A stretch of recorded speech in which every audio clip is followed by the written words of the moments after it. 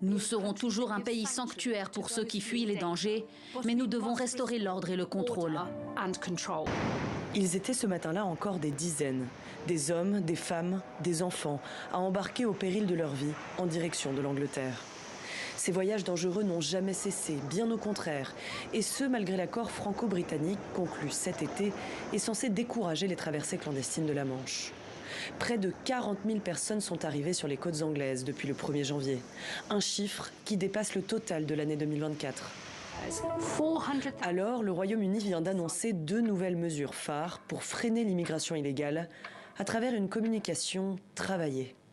Ce nouveau système prévoit de réduire la durée de séjour des réfugiés de 5 ans à 30 mois. Et jusqu'alors, il leur fallait attendre 5 ans avant de demander à devenir résidents permanents. Il leur en faudra désormais 20. L'autre annonce phare est la suppression de l'aide automatique aux aides sociales.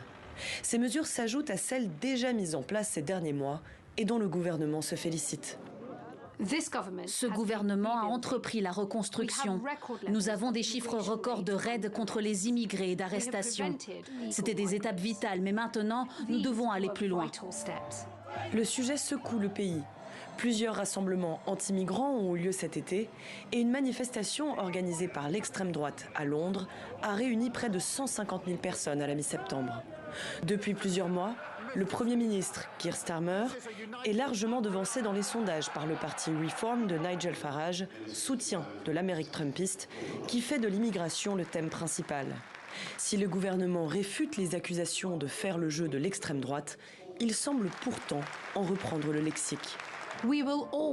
Nous serons toujours un pays sanctuaire pour ceux qui fuient les dangers, mais nous devons restaurer l'ordre et le contrôle. Une politique qui marque un tournant. Au Royaume-Uni, la restriction de la protection des réfugiés était une mesure jusqu'ici défendue seulement par l'extrême droite.